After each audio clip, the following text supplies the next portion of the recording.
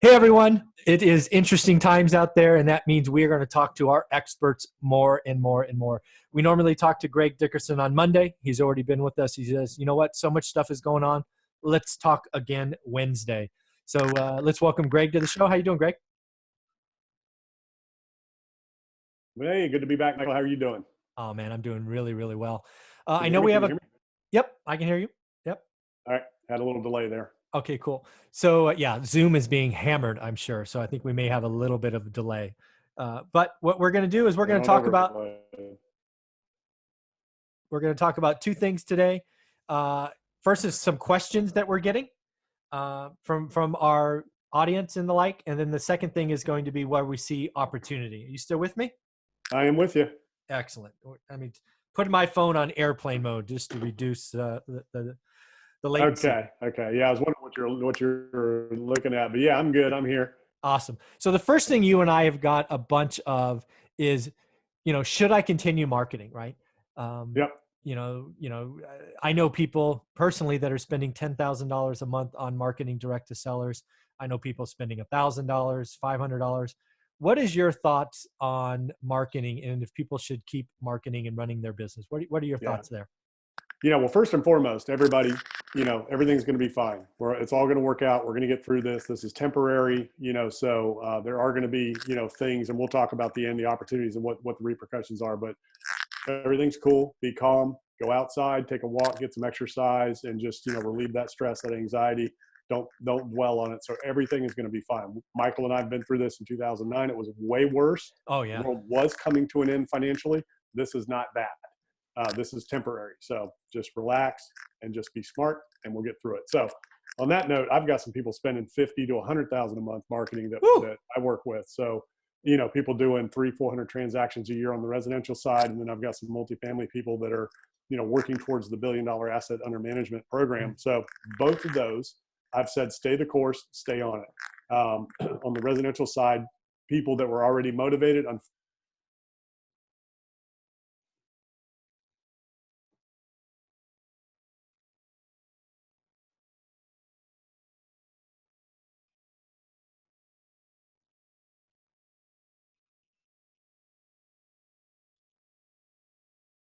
extent that you can, afford to market and afford to do that. It looks like we cut off for a minute. Did you hear me the whole time? No, I did not. Try that one more time. There's about a Yeah, 10 you second froze gap. up. So on the residential side, people that are motivated and under duress and that have to sell, unfortunately, could compound, right? So if they were already motivated, they could be even more motivated. So they need you.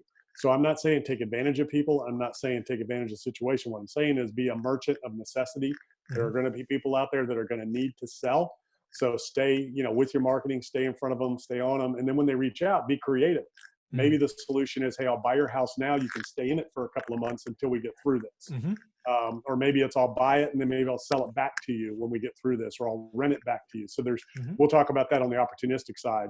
So don't be a predator. Don't take advantage of people. Everybody is going through some hard times here, but unfortunately, some people who were already in a situation that created the motivation, they're going to be even more motivated, to sell their property. And that's on the residential, the commercial, everything. Now, flip side, on the multifamily side, the competition is still there. That is still hot. Deals are still, going under contract or still closing. Some sellers are pulling back, for different reasons. But the buyers are still out there. The competition is still out there for the multifamily and the good, those assets. Commercial, if you're marketing to buy commercial, retail, or office, I'd stop. Yeah. I would give up on it right now. That's not where you want to be. But everything else, self-storage, multifamily, mobile home parks, affordable housing, residential, keep marketing, keep the momentum, stay the course. Think of this just like the summer months or Christmas or whatever. But the difference is motivated sellers are going to be even more motivated, unfortunately, for the ones that have lost their jobs and things. So that's an opportunity to come in and help and be a solution, not a predator. Yeah. So I guess my thoughts on this one are going to be slightly different than yours. So first off, office and retail and all that. Yeah. Stop immediately. Not the place to be. I think I have a funny feeling you and I are going to talk about that space in our third part of our journey today. Totally agree there. Multifamily, actually totally agree. The demand far outpaces supply. So even if demand shrinks a little, it's still more than supply. So keep going. residential, right? The wholesalers, is I'll call them in general. I'm actually, my thoughts are kind of the same, but also different. I think different enough to talk about. One is, I'm telling them it's not about your marketing dollars per se. I think that probably needs to stay the same or thereabouts. I'm telling them the opportunity is changing and you need to change the marketing piece. And this is kind of my logic. Historically speaking, again, if you've been doing the business the last 5 years, you have been typically looking for a seller who is going to be enticed by a cash offer, right? Then you build a big enough spread where you get your assignment fee or double close or whatever you want to call it. And then you find a cash buyer on the other side, right? You get paid to be that middleman, and cash is speed equals your discount. What I see coming, rightly or wrongly, is you'll still have some of those, but everybody will be going there. What I'm telling some of my wholesalers and where I'm spending my dollars on their marketing is, let's go talk to the people that bought new construction in the last 2 or 3 years and realize that not many people are going to talk to them because they don't have equity. And if they do have equity, it's not equity enough to profit after paying real estate agents, right? Because they probably put 3.5% down. They've had no time to amortize the loan below some value. But let's go to them with the message of, hey, do you need to sell and you have no equity? Maybe we can buy on terms. I believe I'm going to buy more property this year on terms, and the nicest stuff I have ever bought. Because historically speaking, I've been buying junk. I've been buying junk cheap, but I've been buying junk and then spending 50, 60, 70 grand fixing it. I'm firmly convinced that if my wholesalers that I work with change what they're doing and market to people with no equity, we're going to have a monster year. So that's what I'm telling them to do, is at least think about marketing differently. What do you think on that? Yeah, so that's a good strategy. We saw that a lot in 2009 when that was happening. But again, so that's a different strategy. So you can't really buy. So if they're underwater, they don't have equity, newer construction, that means they have a mortgage in place. So you can't really buy on terms. Okay. They can't give you terms because they don't own the house. They don't own it outright. You can only buy on terms if somebody owns it outright, because literally they're financing you for terms. And if you can, a great way to do that is zero interest, payments till paid. So if it's a $100,000 property, I'll give you $1,000 a month for 9 years. Yes. I'll give you 50. So that's an easy way for people to understand. So you don't have to worry about amortization. You don't have to worry about that. So that's buying on terms. If they own it outright. What you're talking about is there's only 2 ways to do it: either a subject to, correct, where you take title to the property, but the mortgage stays in place, and then lease option or rent to own. So that's the other way to do that. That's actually a safer bet than subject to, lease option or rent to own. Subject to, when that mortgage transfers or the property transfers, the mortgage stays in place. So the problem with that is, if that seller is in a position where they have to get rid of that house to you, they probably have other issues. And if other issues arise in their financial world or their personal world, those liabilities transfer to the property. So if you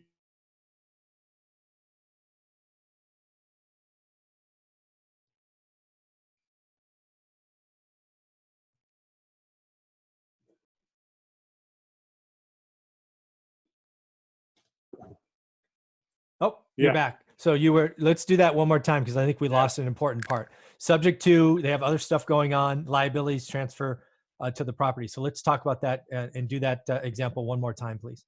Okay, so if the mortgage is still in place and they're the mortgage holder, that's still going to be attached to the property. So even though you transferred title, the mortgage is still attached to the property. So if that owner gets in trouble, they're going to file a lien on that property. It could be a tax lien, could be a business lien, could be a lawsuit judgment, could be a bankruptcy. So if that happens, then they're going to come after that property and force the foreclosure. So now the title's in your name. The foreclosure is going to be on your record. They're going to be coming after you for that. You're going to lose that, and you've got an end buyer. So that's going to create a whole can of liability worms that could potentially happen. Now, there are ways to mitigate that and hedge that. So every state's different, especially Texas. You can't do subject to the traditional way in Texas. So whoever's listening to this, wherever you are, talk to your real estate attorney about subject to in this strategy. There's a lot of states. I have friends that this is all they do is subject to. And it can work, but you got to have your contract structured correctly, and you don't want to step out of that. So if you're doing where you're subject to, where you bought this property subject to the existing mortgage, and then you turn around and lease option or owner, rent to own back out. Again, you can't owner finance because there's already a loan in place, and you do that on the back end. You need to stay in the middle of that and collect those payments unless you're wholesaling that arrangement to somebody else that's an investor, or you're just wholesaling it to the end buyer. So study that strategy. Make sure you understand the laws and the rules in your state, because there's a lot of liability around that strategy that can get people in trouble that they're not even thinking about, because that mortgage is still in place when you do a subject to. The cleanest, easiest way to do is a lease option rent to own, to where if something happens, you can cancel the contract, everybody's done, and all bets are off. And there's no long-term liabilities there in the transfer of title. And of course, the other thing is title cannot transfer without paying the mortgage off. So you're in technical default when that happens. So the lender can call the loan. I haven't seen anybody do that yet, but in this environment, that could potentially, happen, and that could be the case. So I would think about that strategy carefully. I would ease into it before you spend a bunch of money on it, because the other thing that's going to happen, and it's already happening, is Freddie and Fannie have already put forbearance in place. So they've already said, hey, if you get behind on your mortgage, we're going to work it out with you. We're not going to foreclose. We're not going to take your house. So this is very different than 2008 when that wasn't happening. So that strategy, I would test it small first before you put a bunch of money into it, because we're not in the same boat. And if somebody wants to stay in their house, mortgage companies are going to help them do it. See, this is why I love talking to experts. So again, thank you for that. I will definitely look into that. It's just, we'll talk about that in the third phase. I just see opportunity changing, because you're right. It's not 2009 or 2008. And the banks learned a big lesson by not working out stuff with homeowners and commercial property. And there's a huge, huge mortgage bomb that could explode if they just started foreclosing across the board. It would take the economy down. Oh yeah. So, they're not going to repeat that. That much I guarantee you. No, they're going to work it out no matter how long it takes. If you can't make payments for a year, they will work it out with you. Very, very cool.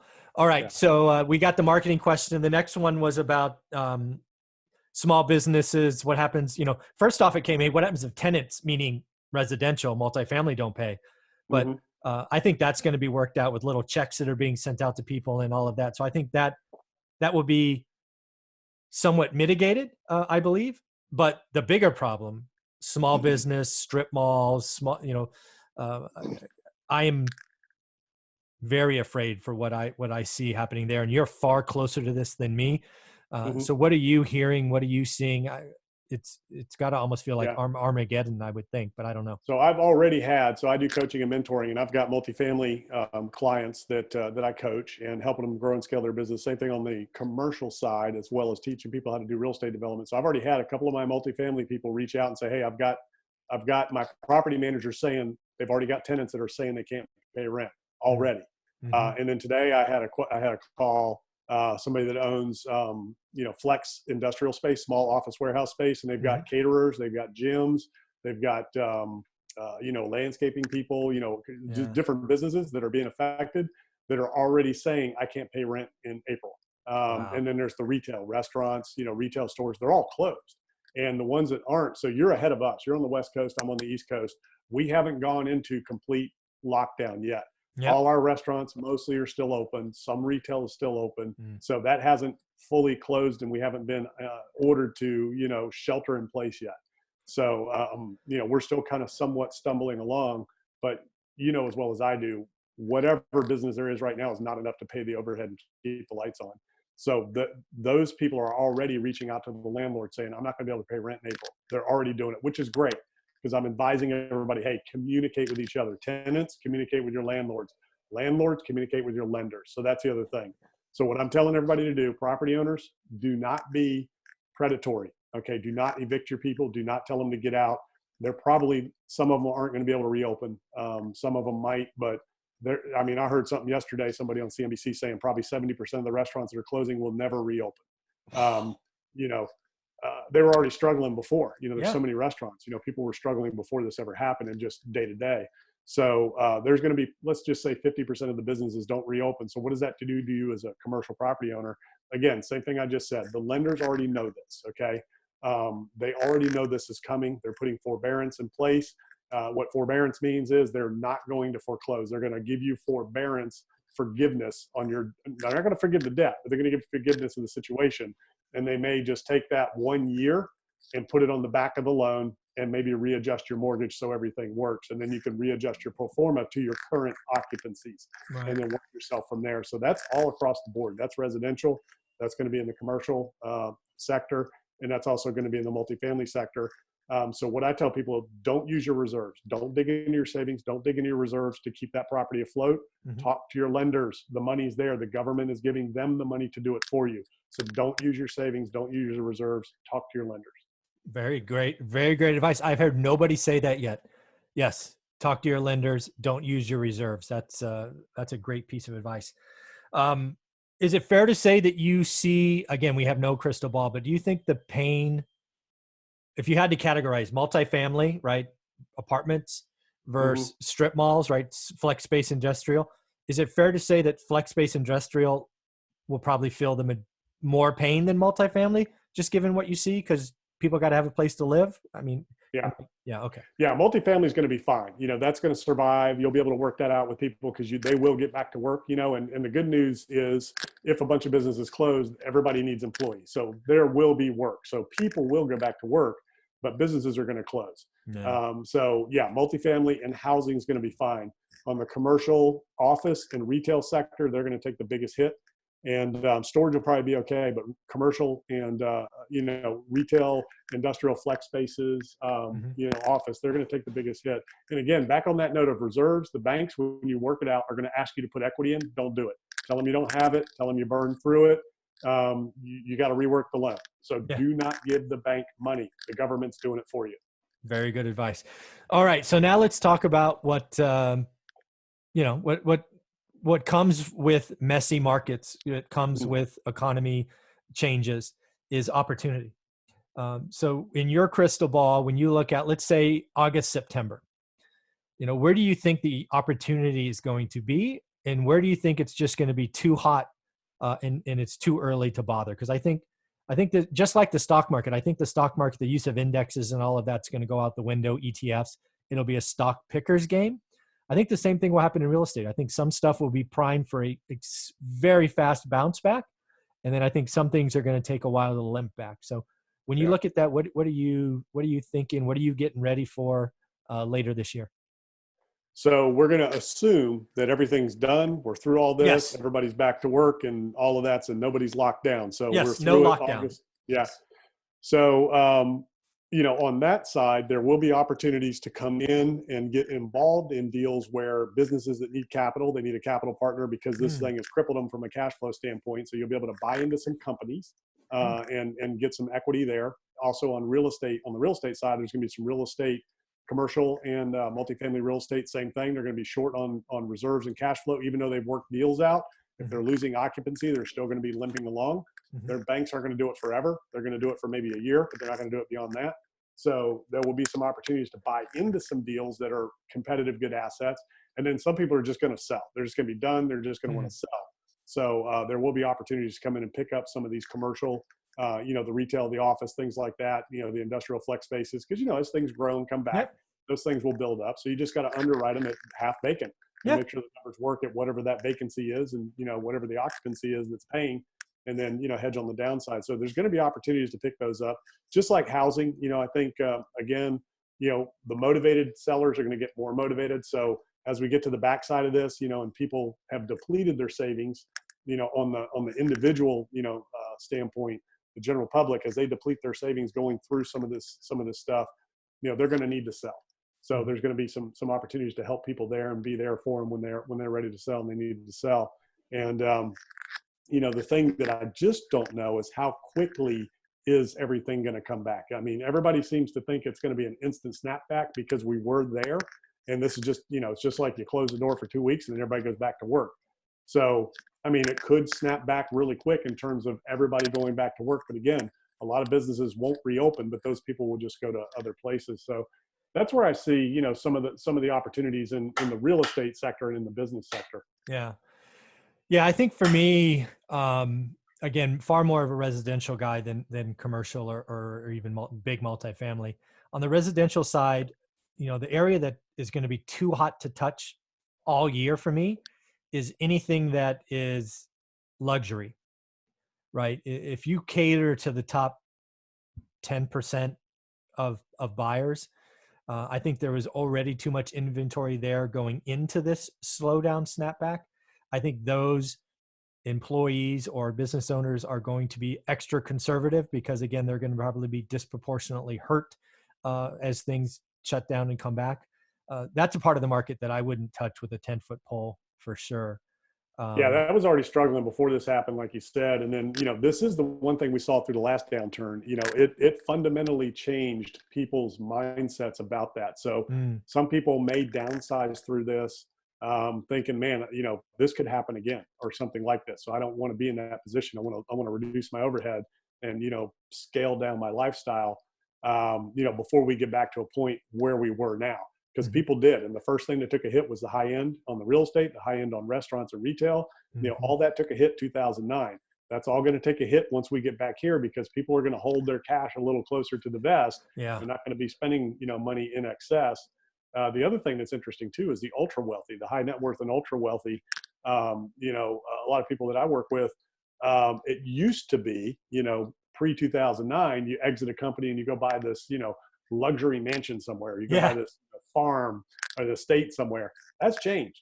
People that are they're not doing that now. I've got a guy that I'm working with that exited a company and, he's high net worth and, double digits, eight figures, net worth. And he's like, no, man, I'm living in a little townhouse and, I got a car. He's like, I ain't spending my money, Nice. so he could go buy, $2 million, whatever he wants to buy. And so that's changed, so I think the interesting thing to see as we come through this is how does it change behavior moving forward? And then what's the real effect on the economy and where? And like you said, I think it's going to be at the high end of the luxury. Yeah. And then if you flip that over, right? So if that's the thing I'm not touching in 2020, I think the other thing that is going to happen is we are already on a trend of becoming a renter nation, right? I think we were at peak near 70%. Now it's certainly in the low 60s. I think that continues. This is just going to be more proof to the millennials and Gen Z and all these younger generation that owning something is not a good idea. Right. Well, it depends on how it shakes out. Like I said, the banks aren't foreclosing, so it's very different. That was what was happening is that people put their life savings and then watched it go away in housing. Yeah. They just, so that's very different than this time. That's not happening. Yeah. And it's not going to happen. So I'm just not sure where that is. And, the millennials, it's interesting. As long as they're single and young, that's one thing. But as soon as they start having kids, they want the house, they want the yard. Yeah. So, that's, there's different transitions. Baby boomers are selling the house, moving into the apartments, but the real estate market is still hot. I mean, people are still buying houses all across the country. Housing starts, until now have been, on the rise. Now, we had disappointing numbers on housing and permits. And, that was already coming. So we're already reaching, oversupply in a lot of markets in residential, which, that's going to be another opportunity.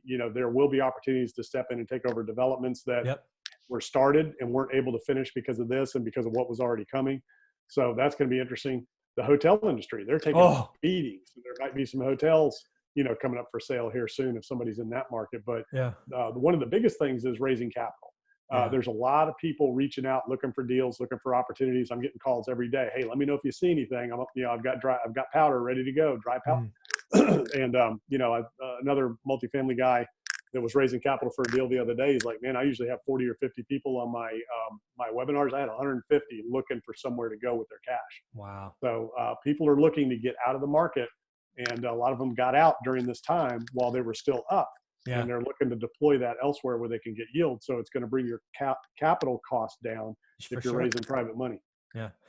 So back on another opportunity. Yeah. Back on hotels. I actually thought this morning that one of the things that Warren Buffett's going to do with his $130 billion is he'll be buying some hotel chain for pennies on the dollar. That was just a random thought I had this morning. Cause again, he's proven over the years to be a buyer of distress. And there's only two. So it's either going to be Marriott or Hilton. So those are the darlings of the institutional world when it comes to hotels. So if he does, it's going to be one of those two, if not both. Yeah. So that would be interesting. That would be a good play. Yeah. I think, well, again, Marriott just yesterday, and that's why it came to me, started having, they called them furloughs. So they weren't technically layoffs, but their occupancy's way down. So they're 50%, if that. Now it's going down even more every day. So I don't know, I guess we all need to go shelter in place in the hotels. It's, it's probably a good time to get a deal. Probably. Yeah. So the other thing I think it's closing this out is for the first time, I finally think I can see a light at the end of the tunnel. I think we've been on a series of every day the news is worse and worse and worse. I'm very hopeful that we have a positive news from the federal government later today.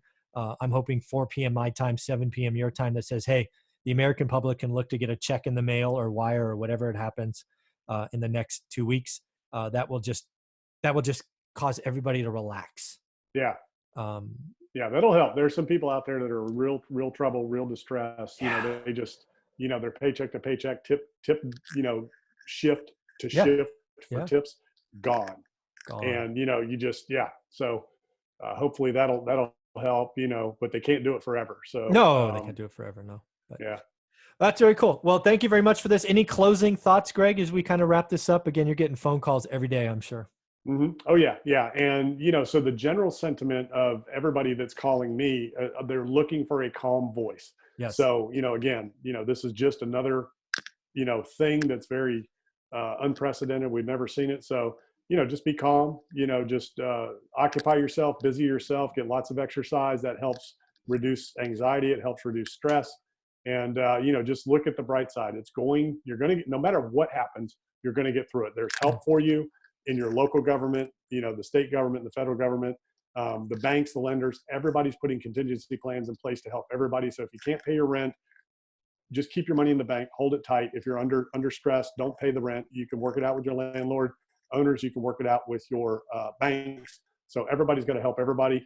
Don't drop the hammer on anybody. You're not going to be able to kick them out anyways, so you don't want to go down that road. You want to work with people, and whatever the banks are doing for you, pass that down to your tenants. Absolutely right. Well, Greg, this has been so much fun. Thank you again for your time. And as always, we will talk next week. Thanks, buddy. Yep. Sounds good. All right.